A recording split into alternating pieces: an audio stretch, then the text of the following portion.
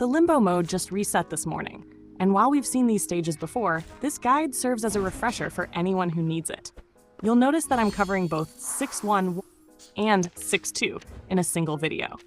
That's because I clear these fairly quickly using powerful 6-star Arcanists, and combining them helps cut down on extra videos while still covering the same content. You'll see stage 6.1 fully covered first, followed immediately by stage 6.2. Each stage takes about 4 minutes to complete. Stage 6.1 strategy. For this stage, I recommend bringing high single-target damage characters.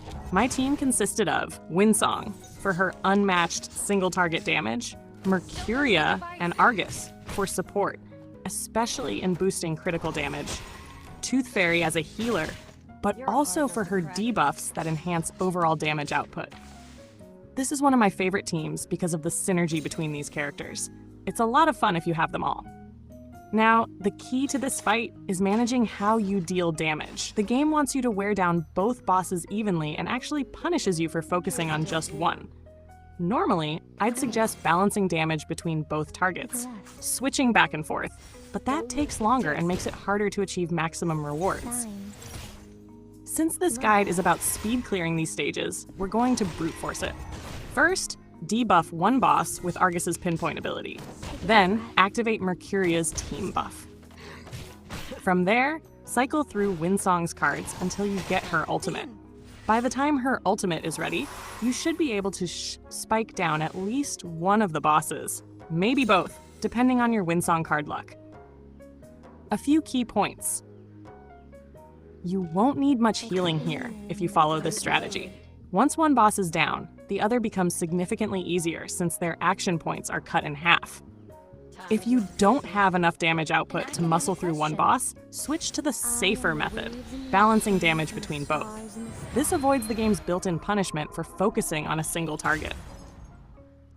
Since we have a couple of minutes before moving into stage 6.2, I want to take this time to remind everyone that we're now about halfway through the current version, which means Anjonala is still available to summon, but not for much longer. If you haven't summoned her yet, I strongly recommend trying to secure at least one copy before she leaves. Anjonala is a true limited character, meaning we don't know when or if she'll return, and based on how strong she is right now, she could easily remain one of the most powerful characters in the game for a long time. Now is a great time to take stock of your resources because the monthly reset to the bank just happened, which means 10 Unilogs are now available in the pawn shop. We're still getting free summons from the daily events. Even if you're saving for future banners, it's worth considering that Anjonala is an exceptional investment, especially since the next limited character coming in a few patches is not as strong, particularly at 0 portraits. That means we may not see another unit as powerful as Anjonala for quite some time. Why Anjonala is a game changer. For those still on the fence, here's what makes Anjonala so valuable. Insane self-sufficiency. She doesn't need heavy team support. Massive AoE and consistent damage. Great for both boss fights and stages with multiple enemies. Beast Afflatus, one of the most versatile and valuable Afflatus types. Strong even at 0 portraits. Unlike many limited characters who rely on additional portraits to shine, Anjonala is already top tier at base form. Final thoughts. If you're even considering summoning, now is the time to do it.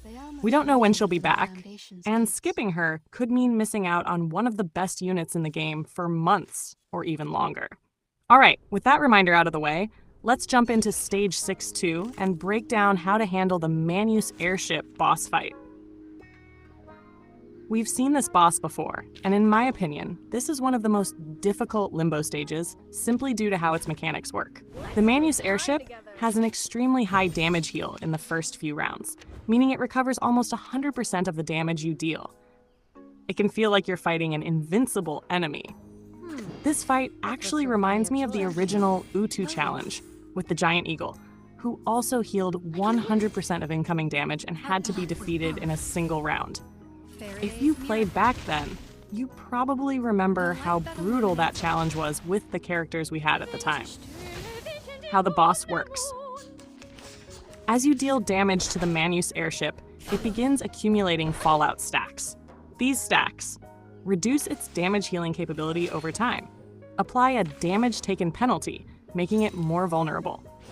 The key to this fight is consistently dealing damage to wear the boss down. Because of this, we're prioritizing mass attack incantations and ultimates while also controlling the minions that spawn alongside it. Wear gloves. Best team composition. Hi. If you have Anjo Nala, this fight is basically made for her. Her Beast Afflatus advantage makes her incredibly strong here. However, since my Anjo Nala isn't fully built, I opted for a different setup. Lucy, constant mass attacks, ramping damage, and a devastating Reaper effect when minions die. Isolde, another great source of mass attack cards to keep pressure on the boss. Medicine Pocket provides healing, sturdiness stacks, and stun control when needed. Semmelweis, her ultimate domain significantly reduces incoming damage while also dealing end-of-round AoE damage, which helps speed up the boss's downfall. With this setup, you'll be using mass attack cards constantly, and within 3 to 4 rounds, the boss should have enough fallout stacks to start crumbling. Key strategy points. This fight is all about balancing damage output and survivability. The boss deals significant mass damage, so defensive abilities and healing are crucial. Lucy is the MVP here. Her damage ramps up as the fight progresses. By turn 3 or 4, with enough dynamo, she'll be fully upgraded, hitting multiple targets, dropping Genesis damage, and triggering cascading Reaper damage when minions die.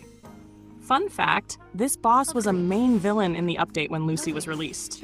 So it makes sense that this fight is designed around her skill set. That said, if you have Anjo Nala built, she can probably solo this stage with a good support partner. Closing thoughts and upcoming content. This was a relatively easy Limbo overall. Right now, I have a bunch of new Arcanists from the Carnival event giveaways, so I'm desperately in need of resonance materials. I'm sure many of you can relate. It'd be nice if we weren't so time-gated on these, but clearing this content is important for upgrading key characters. I'm also considering putting together a Limbo challenge video, where I'll attempt to clear these same stages using only 5-star characters. I've never done this before, so especially for the airship boss, it could be a real challenge. Final reminders and viewer feedback.